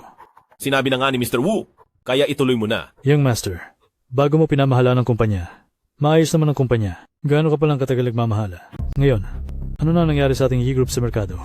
Talaga? Kung gayon, anong magandang mungkahi mayroon si Mr. Wu? Nagmumungkahi lang ako? Hindi ba bumalik si Mr. Yifang? Sa loob ng maraming taon, nagsikap siya sa merkado ng Europe. At hanggang ngayon, si Mr. Yifang ay may malaking ambag. At malakas din ang kanyang kakayahan. Kaya bakit hindi? Ipaubaya muna ang mga gawain kay Mr. Yifang. At kapag naintindihan na ng Young Master, ibabalik ito sa Young Master. Pwede ba?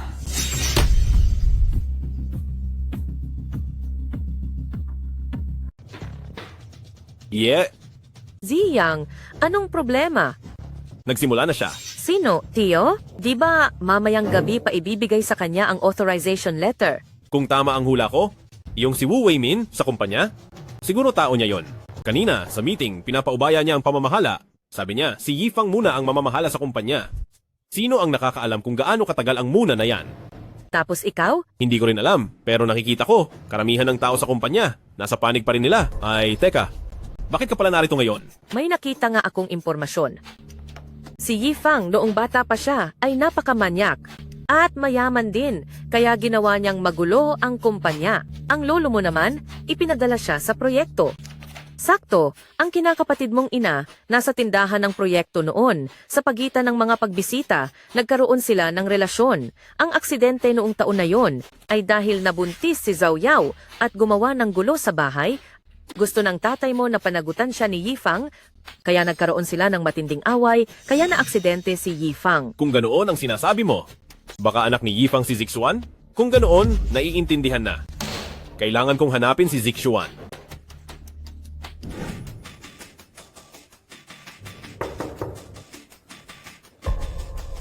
Bakit ikaw? Ay, Zixuan, nandito ako para kausapin ka. Wala tayong dapat pag-usapan. Wala tayong koneksyon. Ay, Zixuan, paano ba kita tinrato sa loob ng maraming taon? Mas pinaniniwalaan mo pa ang isang taong ilang beses mo lang nakikita. Hindi mo ako pinaniniwalaan, di ba?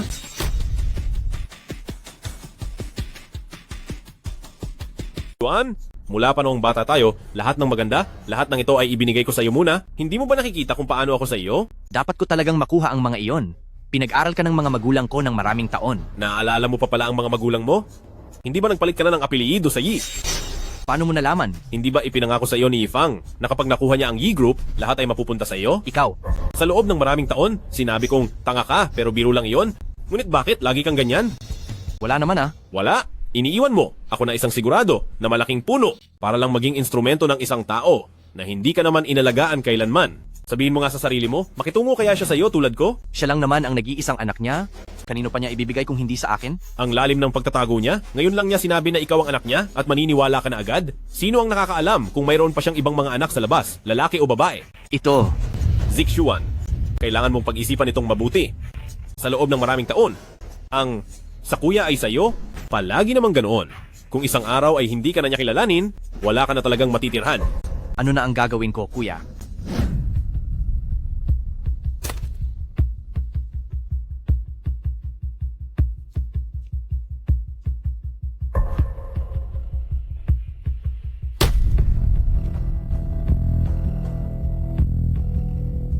Kahi ni Mr. Wu kahapon, pinag-isipan ko ito pag-uwi at payagan ng aking tiyuhin na pansamantalang pamahalaan ng kumpanya.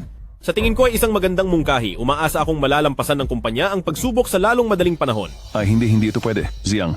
Sa huli, sa iyo ang kumpanya. Ako. Tiyo, magkakapamilya tayo. Pagpapamahala lang naman ito, tiwala akong walang magiging problema. Sige, gagawin ko ang lahat upang ang kumpanya ay makabalik sa tamang landas sa madaling panahon. Ziyang, talaga bang ayos lang na ipaubaya ang kumpanya kay Yifang? Wala bang problema? Wala tayong anumang ebidensya ngayon, kaya kailangan nating umatras. Para akalain nilang nanalo sila, doon lang tayo makakahanap ng ebidensya. Kung gayon, ano ang dapat nating gawin? Maghintay. Maghintay na kumagat ang isda. Kailan mo balak ipaalam ang pagkatao ko? Huwag kang magmadali. Ikaw ang hindi nagmamadali? Namumuhay ka ng marangya at masarap? Ako at ang nanay ko ay nakatira sa sirang bahay na ito. Ano ba talaga ang balak mo? Zixuan, bakit ganyan ka magsalita sa tatay mo? Tatay? Mula nang isilang ako, inilagaan niya ba ako kahit isang araw? Paglabas niya, puro na lang utos sa akin. Hindi pa rin ako kasing ganda ng buhay ni Heziyang noon. Manahimik ka. Ikaw na matandang demonyo. Naglakas loob kang sigawan ako.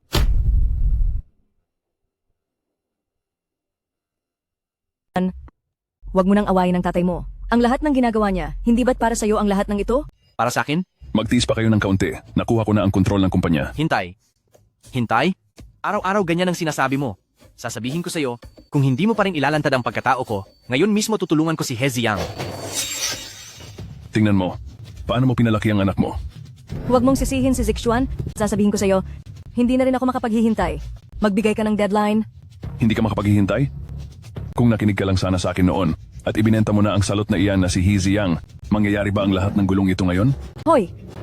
Sinabi mo noon, kung tutulungan kitang ibenta ang bata, pakakasalan mo ako. Anong nangyari? Umalis ka kaagad ng bansa?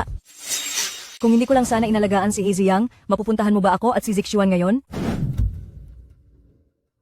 Kuya, tama ka. Ang matandang iyon ay isang dakilang sinungaling. Ikaw, sa wakas ay natauhan ka rin. Kuya, simula ngayon kahit anong ipagawa mo, gagawin ko. Talaga? Kung tatraydorin mo ulit ako, tayong lahat ay babalik sa mahirap na buhay na yon. Huwag mo nang banggitin yan, kuya. Ito, tayo lang ang pamilya. Sige, tiwala ako sa'yo, kuya. Ay, nga pala, kilala mo ba yung Wu Weimin? Oo, kilala ko. Sa harap ko parang asong ulol lang siya. Sige, gusto kong malaman. Sige, alam ko na. Kuya, sa pagkakataong ito, tiyak na makukuha ko ang ebidensya para sa'yo.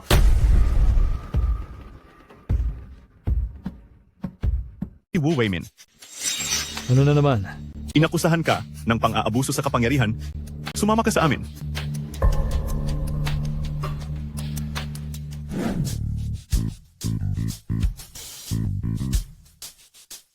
Halika.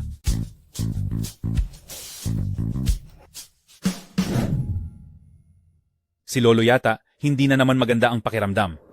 Lolo. Ako po si Ziyang. Bumisita po ako sa inyo. Ziyang, mayroon na ba kayong anak? Lolo? Sisiguraduhin kong may apo ka sa tuhod sa lalong madaling panahon. Nga pala, Lolo. Naalala mo pa ba si Yifang? Yifang, umuwi na ba siya? Lolo. Noong mga panahong iyon, palagi niyang iniisip na paborito ko ang iba. Ang totoo, siya mismo. Ang pagkalason ko noon. Siguro ay may kinalaman siya. Ngunit ang pangalawa kong anak, siya lang ang aking anak. Ang pangalawa kong anak, namatay habang inililigtas ako. Ano po ang nangyari? Noong bata pa si Lolo, kasama ang kanyang kapatid, itinatag nila ang Yi Group. Noong una, isa rin silang construction team. Pagdating sa mga hakbang sa kaligtasan, hindi pa ganoon kaganda noon. Isang beses. Habang nagsasagawa ng on-site inspection, may nahulog na materyales mula sa itaas, hinarangan ito ng pangalawang tiyuhin para kay Lolo, at namatay siya. Nag-iwan lang siya ng isang anak, si Yifang. Ang ina ni Yifang, kaagad na nagpakasal ulit, iniwan si Yifang. Kung gayon, paano po nangyari ang pagkalason?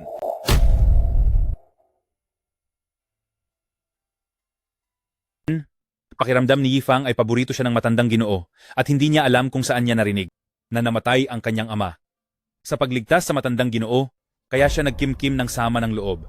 Nang maglaon, nabangga siya, at nang malaman niyang hindi na siya makakakilos, nawalan siya ng kontrol sa emosyon, umuwi at naglagay ng lason para lasunin ang buong pamilya. Kahit na mabilis itong natuklasan, marami pa ring nakain ang matandang Ginoo.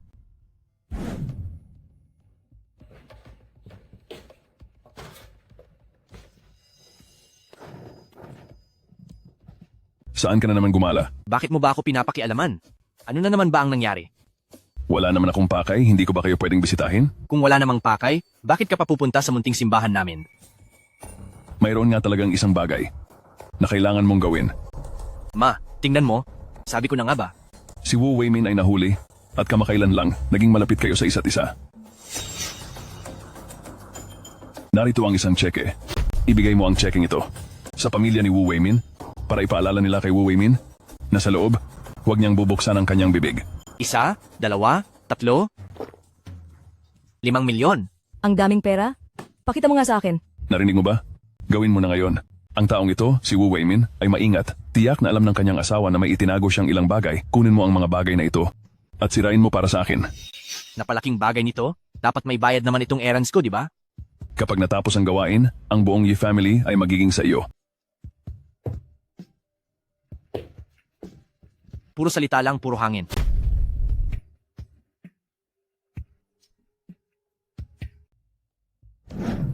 Kuya, may magandang bagay akong dala para sa iyo. Ito ba ay?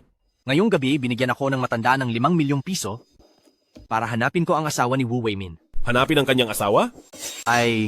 Ito ay para paalalahanan ang asawa ni Wu Weimin na huwag siyang magsalita ng kung ano-ano sa loob. At saka, binigyan din ang asawa ni Wu Weimin ng pera at nakuha ang lahat ng ebidensya ni Wu Weimin. Pagkakuha ko, dinala ko kaagad sa iyo. Ha ha ha ha! Sige, Zixuan. Salamat. Kuya, marami akong pinuntahan ngayong gabi. Tingnan mo. Napakasipag mo ngayong gabi. Ang cellphone ko ay may limit, 1 milyong piso lang ang maipapadala ko sa iyo araw-araw. Tipirin mo sa paggastos ha. Nakatanggap ng 1 milyong piso. Kuya, ikaw talaga ang tunay kong kuya. Si Yifang, wala namang kuwenta iyon. Sige, aalis na ako, kuya. Sige.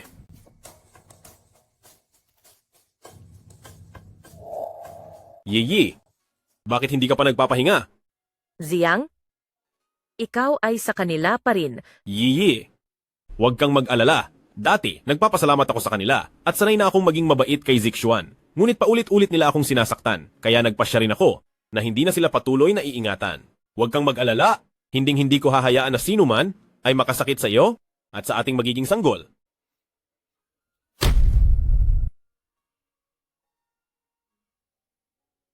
Sa proyektong Wancheng ay kalahati mula sa hindi standard na supply, 8 million. Ang lupa para sa landscaping ay tambak na basura ng konstruksyon, 3 million. Natuklasan ni He Jingshan ang maraming problema sa materyales. Nag-extort ng 10 milyon at binayaran ng 1 milyon para ayusin. Para ayusin si Yifang. Hintayin mo ako? Talagang pagbabayarin kita. Tungkol sa pagkadala kay Wu Jingli para maimbestigahan, dapat nating purihin ang departamento ng audit ng ating kumpanya sa kanilang masipag at detalyadong trabaho. Ngunit sa parehong oras, ito rin ay isang babala sa lahat. Bukod pa rito, ang pinuno ng departamento ng kolektibong pagbili, ang posisyon na ito ay nabakante. Mayroon ba kayong angkop na kandidato na irerekomenda? Mayroon akong irerekomenda. Sabihin niyo po, Young Master. Inirerekomenda ko si He Zixuan na humawak ng posisyon. Paano naman ito? Kilala rin ba ni second uncle si He Zixuan? Hindi. Paano ko naman makikilala ang taong iyon? Bakit naman ganoon kabilis tumanggi si second uncle? Siguro, mayroon na kayong ibang kandidato sa isip, second uncle? Wala naman. Galing lang ako sa ibang bansa. Ang mga pamilyar na empleyado ay nasa ibang bansa pa. Wala akong kakilala dito sa Pilipinas. Tama ka nga. Pinaghintay ko na si He Zixuan sa labas. Kung may pagdududa kayo sa kanyang kakayahan, bakit hindi na lang natin siya bigyan ng on-the-spot assessment?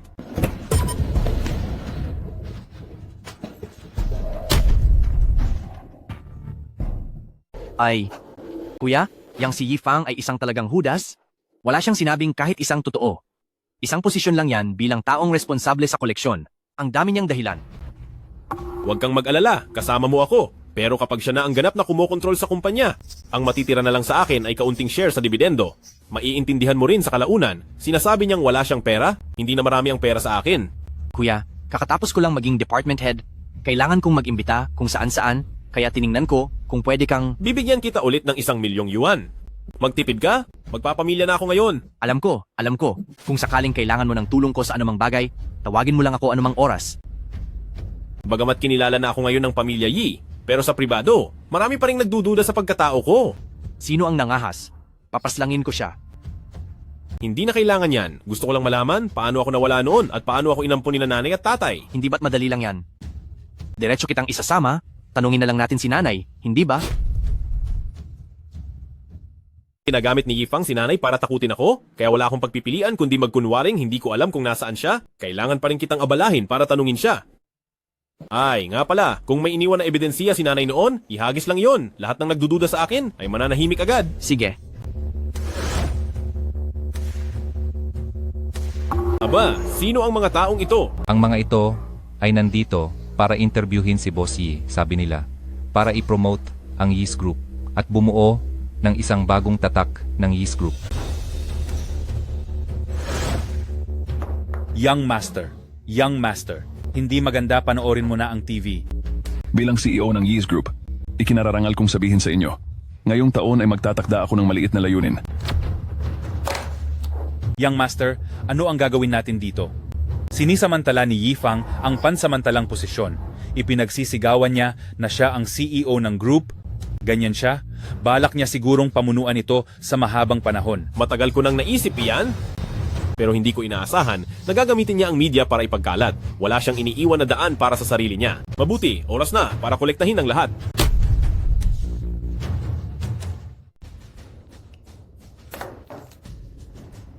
Masayang makatrabaho.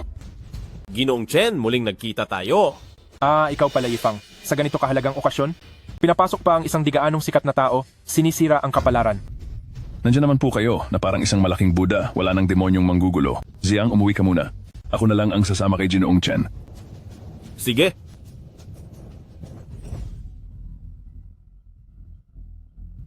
Ikaw na naman, binata, parang multo na sumusunod. Ginoong Chen, kung ako sa'yo, titingnan ko ng mabuti ang mga dokumento. Kung hindi, sino ang magiging multo? Hindi na sigurado. Paano mo nakuha? Saan mo nakuha ang mga materyales na ito? Hindi mo na kailangang malaman kung saan ko nakuha. Ikaw naman ang pinakamakaalam kung totoo o hindi. Kung malaman ng ibang tao sa Chen Group na tumanggap ka ng malaking suhol, ibinenta mo ang proyekto ng kumpanya at nakipagsabwatan sa iba para gumawa ng masamang pakikipag-ugnayan sa bidding. Ano ang gusto mong mangyari? Sa akin ang ebidensiya ng mga pinaggagawa ni Yifang at siya lang ang gagapangin ko, hindi ikaw. Kung hahayaan mo akong maghanap, baka ang mga sikreto mo ay malaman ng lahat. Binabantaan mo ba ako? Sige, tandaan mo ang sinabi mo. Wala akong kinalaman sa mga bagay na iyon. Narinig nyo ba? Ang binata ay dating nagtatrabaho sa construction. Ano? Construction worker? Narinig ko nga na hindi pa raw siya nakapagtapos ng kolehiyo.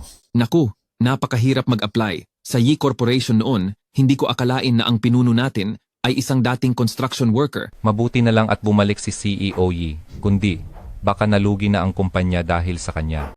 Ziyang, mayroon akong dokumento rito. Kailangan mo itong pirmahan. Hindi pa naman lahat. Sapat na po ang pirma ninyo. Ngayon may problema sa daloy ng pera ng kumpanya. Kailangan ayusin ang pagbibigay ng bonus na ito. Ngunit para baguhin ang plano ng sweldo, kailangan din ang pahintulot mo. Hindi ko rin naman basta-basta mababago ito.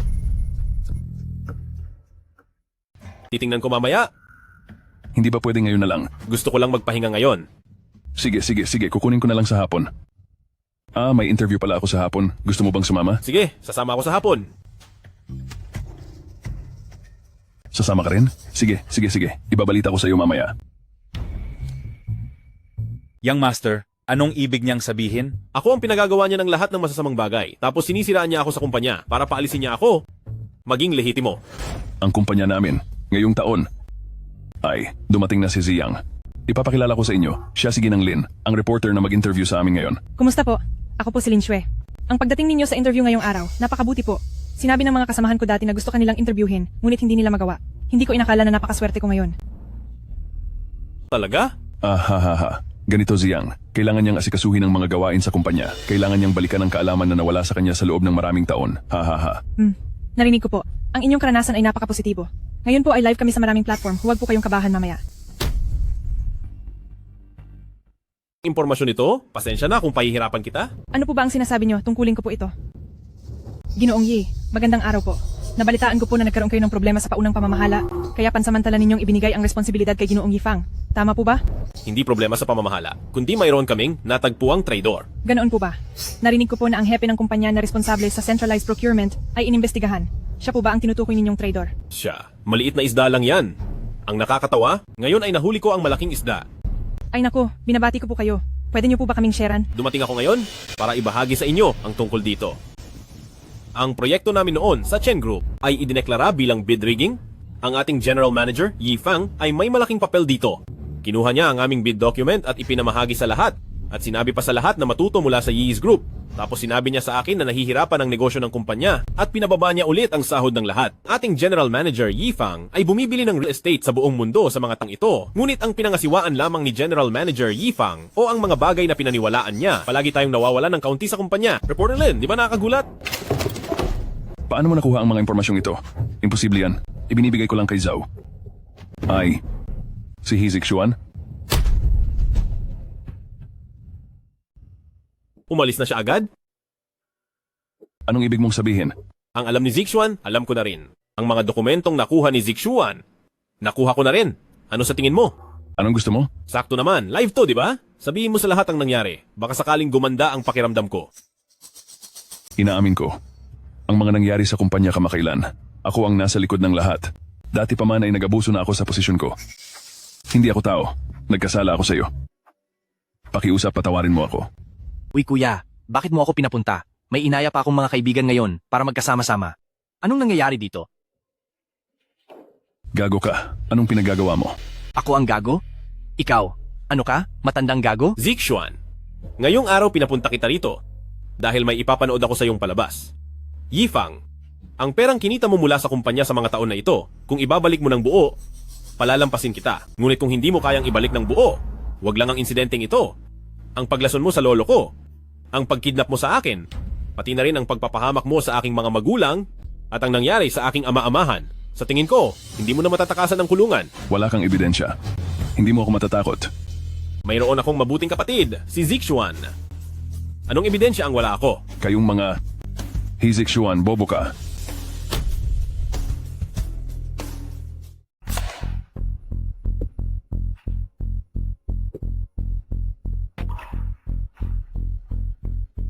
Lumayas ka na ngayon? Ayoko nang makita ka pa.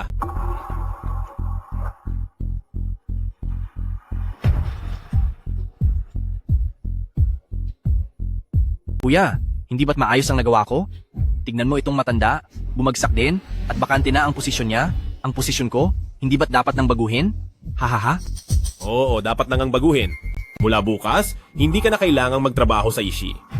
Ang iyong mga personal na gamit, pinabalot ko na rin sa sekretarya, ipadala sa tirahan ni Joe Yao.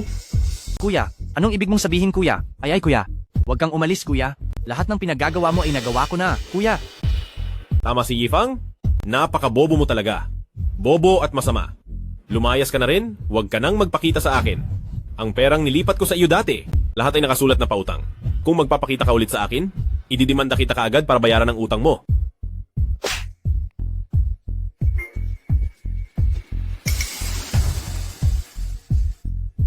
Ikaw, Lahat ng bagay, sa wakas ay, bago ipanganak ang bata, nalutas na lahat. Ziyang, salamat sa pagtitiyaga mo. Yi, salamat sa pagiging kasama ko at sa pagtitiwala sa akin. Napakabait ko. Kaya anong regalo ang ibibigay mo sa akin? Kung gayon, ang sarili ko at ang Yishi, ibibigay ko sa iyo, okay lang ba? Hindi. Gusto kong ibigay sa iyo ang Liushi. Sa ganitong paraan, magsasama ang dalawang kumpanya natin, makakagawa ng mas malaking tagumpay. Yi.